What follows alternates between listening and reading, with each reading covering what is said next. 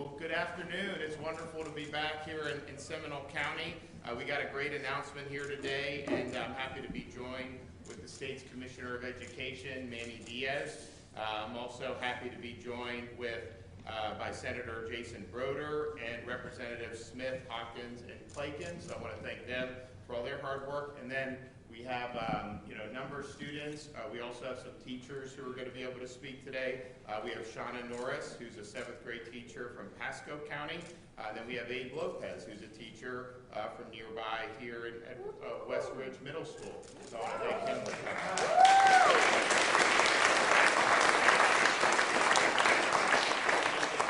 One of the things that we have focused on since I became governor is the need to have robust civics education. We need to be able to produce students who understand what it means to be an American. They understand our constitutional structure. They understand the founding principles of the country. They understand the Bill of Rights, and they understand what a society based on the rule of law means. And our society as a whole has not been doing a very good job of that over the last generation. I think if you look at any time they study this in terms of asking the public questions, this is not just students, this is just even adults. You know, the results are typically very, very frightening with just how little collective civic knowledge there is in our society right now. It was a lot better, many, many years ago, I think, because there was more of an emphasis put on it in the schools. There was an exam done by, or a survey done by one group, and 72% of Americans didn't know which states were the original 13 colonies. Less than a quarter knew why we revolted against the British to be in the first place, and 12% thought Dwight Eisenhower was fighting in the Civil War. So, those are things that are not acceptable, and those are things that we're not going to stand by and allow to happen in the state of Florida. We have done a lot since I've been governor to counter that trend. First, we've embedded great civics text in our English language arts standards. We've updated our civics curriculum, tests, and standards. We've launched the Florida Civics and Debate Initiative for students to learn about history and compete with their peers. And we hosted the first ever National Civics Debate Championship last year. I think some of these students have participated in the programs. And we ended up, I think we started with, I think we're going to have almost all school districts now participating next year. We created the Civic Seal of Excellence for teachers, so that if they go through that relatively short program, they get a $3,000 bonus for doing that.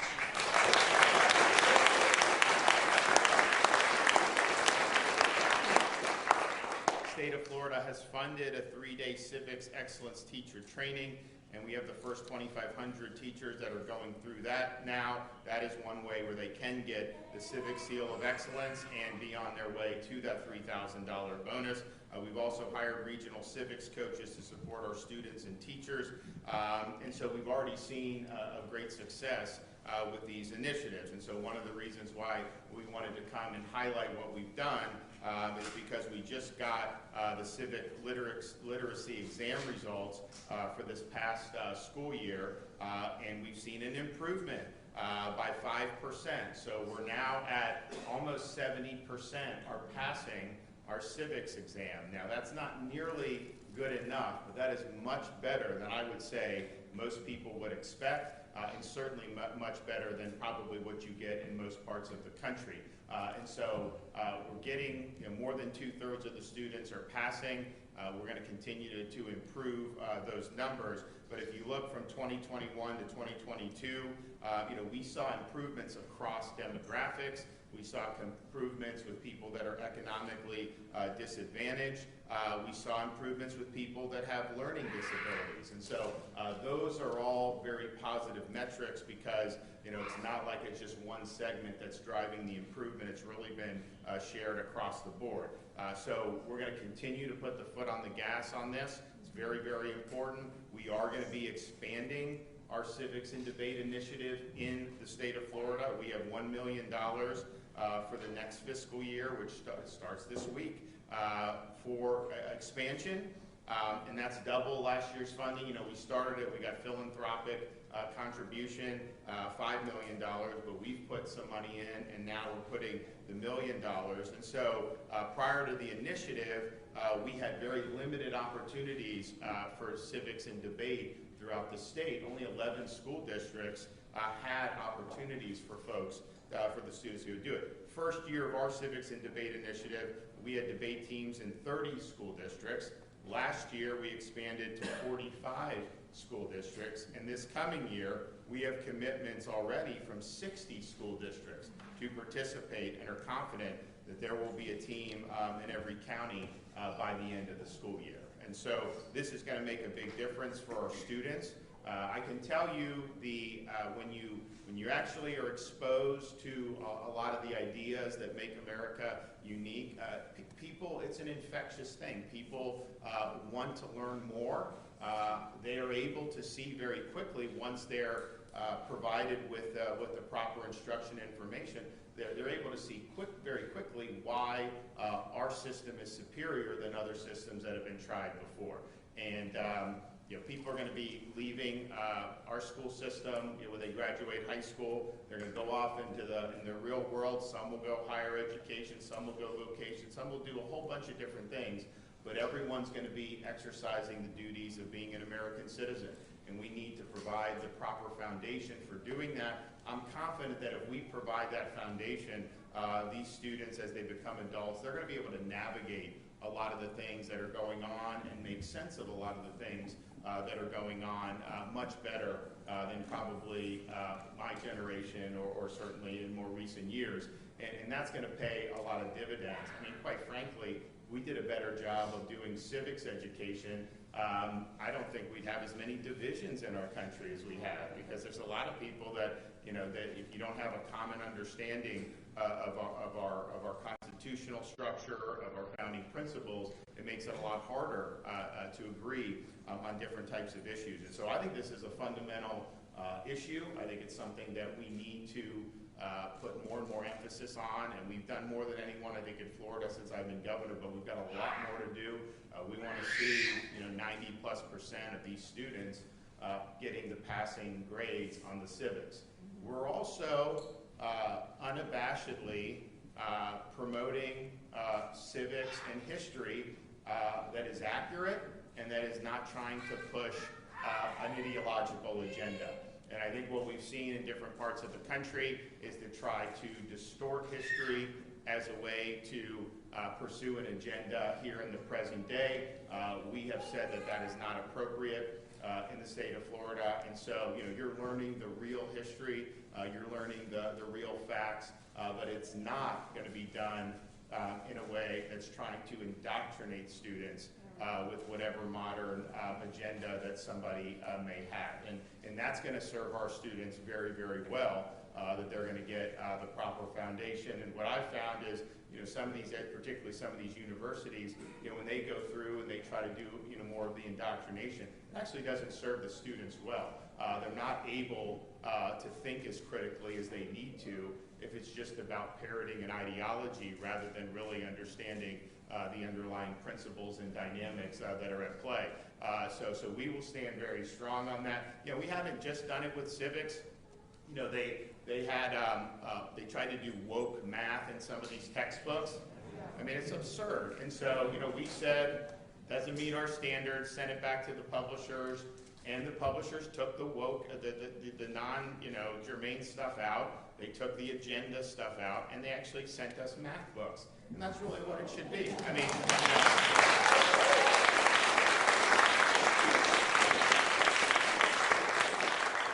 so I think it's really, and you know, we live in an era where you will have places around our country that will want to take down statues of George Washington, Thomas Jefferson, Teddy Roosevelt, you name it. And you know, I think that's part of an effort to try to erase history and to try to delegitimize the history of this country. You know, history is good and bad. There's all kinds of things that happen, and but I think that the story is that because that we were founded differently on different ideas about God-given rights and the way the government, a proper role in people's lives, people have been able to triumph over big challenges. They've been able to conquer injustices. And in no other country have people been able to do that as frequently as they have in the United States. And so it's important that we have the proper perspective on this, and that's what we're going to be doing in the state of Florida. So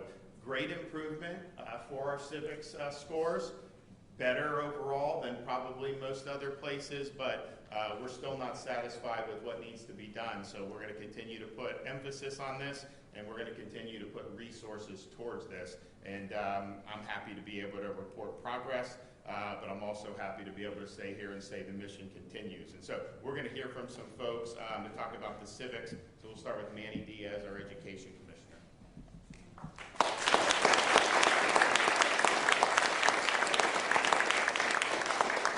Thank you, Governor. Thank you, everyone. And isn't it amazing to have a governor here in the state of Florida that understands the importance of American civics and the constitutional principles that our country was founded on, and that we should be teaching that to all of our students, and we'll continue to do that in Florida.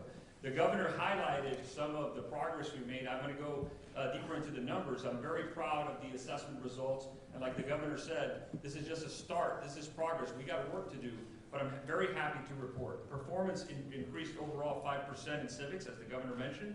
Performance increased by 2% overall in U.S. history.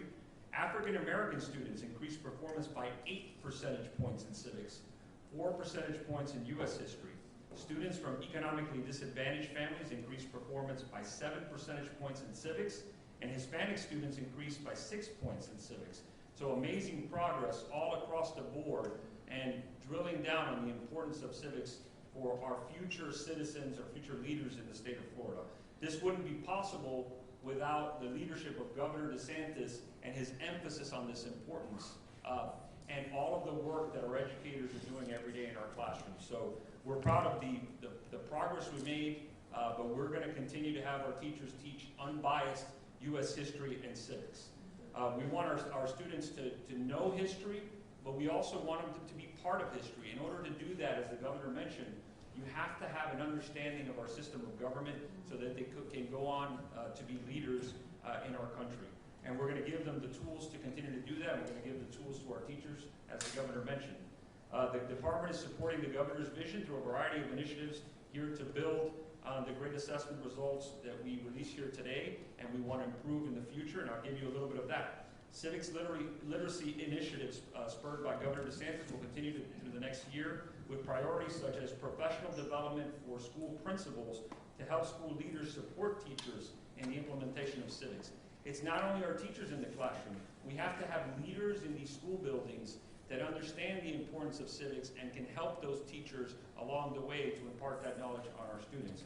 A continued expansion of the Florida Civics Debate Initiative, as the governor mentioned, and professional learning materials for speech and debate coaches, because we have to have people that are properly trained to teach our students with that.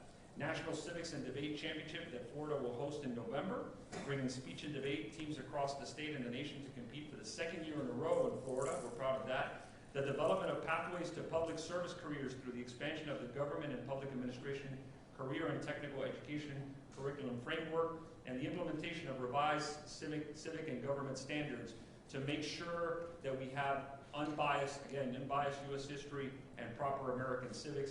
I'm proud to stand here with the governor and to be at the Department of Education, where we will make sure that our students are taught and educated and not indoctrinated.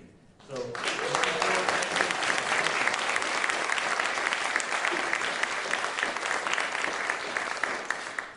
Okay, Shauna Norris from Pasco County. Good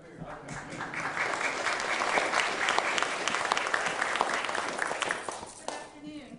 My name is Shauna Norris. I'm a 7th grade civics teacher at River Ridge Middle School in Pasco County. I am honored to be here as our governor announces his continued commitment to improving and advancing the civics curriculum for all of Florida's students. Being a middle school teacher is not an easy job.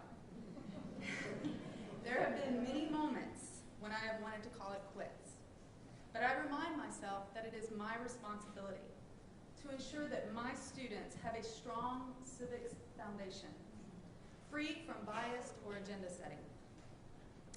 To empower my students with the knowledge of our great nation's founding principles and institutions, and to instill in them the knowledge of, the vital importance of our rights, our responsibilities, and our obligations as American citizens. Our youth are constantly being bombarded with misinformation and propaganda on social media. Through Socratic seminars and research debates, students are learning skills needed to be active, critical thinkers, to research all sides of an issue, to form their own convictions, and to not just jump on a bandwagon because of a meme they saw on Instagram or because their favorite athlete is supporting a cause. Civic literacy and critical thinking skills are essential components to the successful continuation of our constitutional republic. As President Reagan so eloquently explained, freedom is a fragile thing, and it is never more than one generation away from extinction. It must be fought for and defended constantly by each generation. Thanks to the governor's commitment to civics education, Florida is leading the way for our next generation of well-informed, active participants and defenders of the freedoms that we hold so dear. Thank you.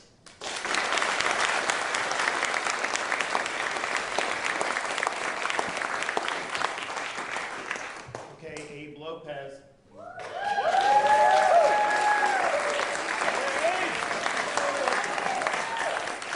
My name's Abe Lopez, and I'm a 7th grade civics teacher here in Central Florida. I just finished teaching my first year at Orange County Public Schools, and I would like to publicly thank the governor for recognizing the importance of civics education and for his call for excellence in civics education.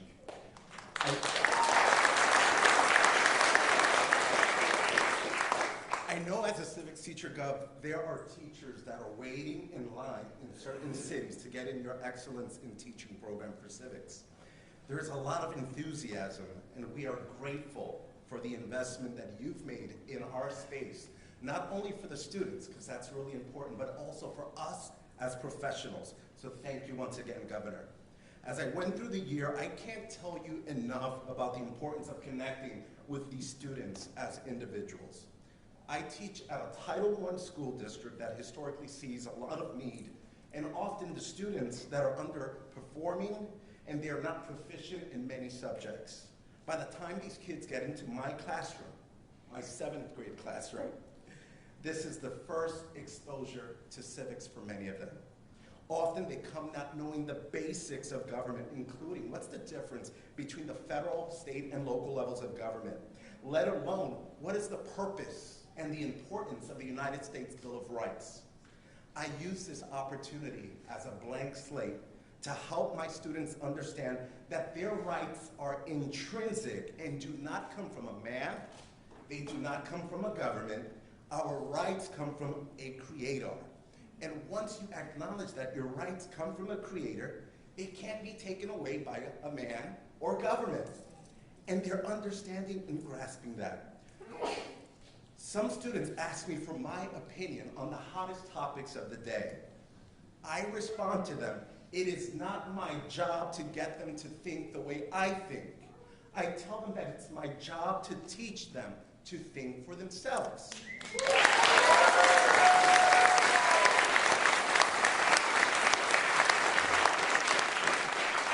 I try to encourage and inspire them to think beyond the toxicity of the influence that you see in social, traditional media, and also celebrity culture.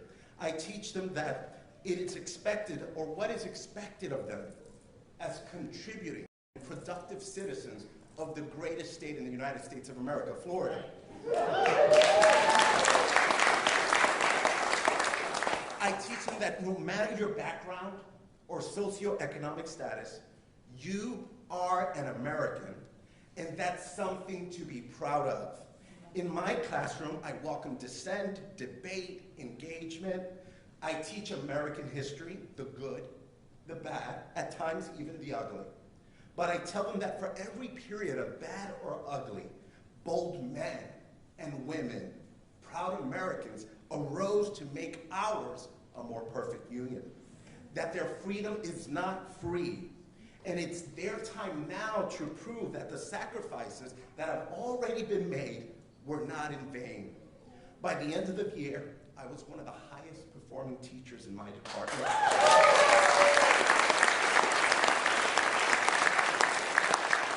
I was rated highly effective, not according to my standards, but the state of Florida standards. But most importantly, I know that my students learned about their liberties. They learned about their rights. They learned about their responsibilities as Americans. Kids who knew nothing about government in the start of the year, they left me with the most thoughtful notes about the impact of our time together. Real quickly, I'm just going to read you one. Got it right here. To Mr. Lopez, you make learning fun, even though you eat our stuff. And you say, pay your taxes. This year has been fun with you, and many of these students now do not like taxes.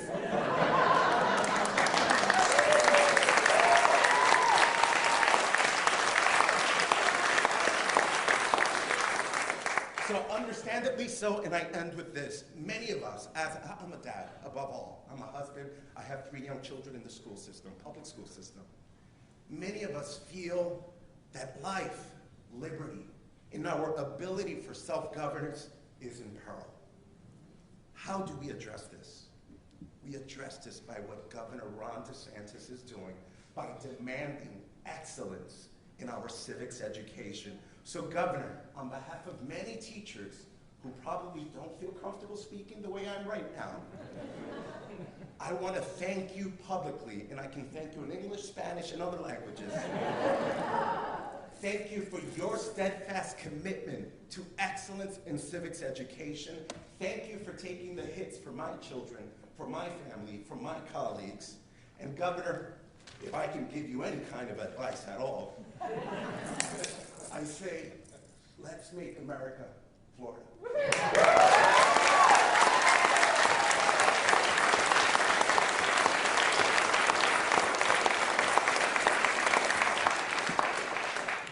So much. Really appreciate the teachers and glad. And you, what grade are you in? Okay, and you? I'm about to be senior. And what's that medal from? This is a debate tournament. Where was that at?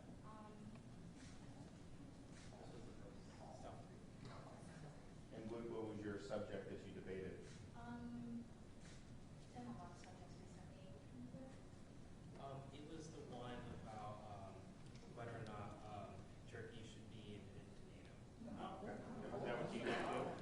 Okay. And you argued pro or con? With debate, it's like it's either or. So depending on the way the coin flips, you can either do pro or con. So you got to do right. Yeah, no. I think that's the way to do it. I mean, you're going to be given, and you got to, when you have something, maybe you really believe one way, they make you argue the other. Then you got to think about, how other people may approach it. You got to evaluate some of the weaknesses maybe in your initial assumptions about what's going on, and I think it makes you much sharper. So we appreciate it. Also, just wanted to make a couple comments. We've had a lot of judicial activity lately, but we did have a ruling in Tallahassee. Effectively enjoining the bill that we provided, that I signed to provide protections for unborn babies at 15 weeks. And we knew that that was likely going to be what was decided in that case.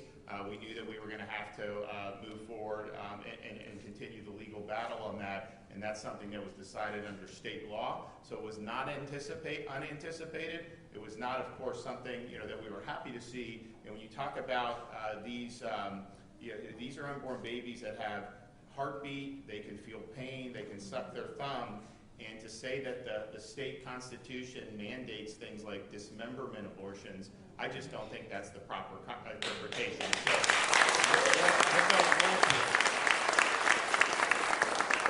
also would like to just make a comment on, the U.S. Supreme Court made a decision about the Remain in Mexico policy at the southern border, and they made Trump jump through a lot of hoops, and now they're saying Biden can just get rid of it. That may actually be what the Constitution, but they're treating him differently than they treated Trump, which I don't think is appropriate. But nevertheless, if Biden revokes the Remain in Mexico policy, you're going to see the worst border crisis in history get even worse. And you're going to see people flooding across. You're going to end up having, yes, the drugs is out of control. You have fentanyl coming in. It's the leading cause of death in people 18 to 45 in the United States. Now, that would not be the case if you had a secure border. Yes, you have record human trafficking, sex trafficking, horrible stuff happening.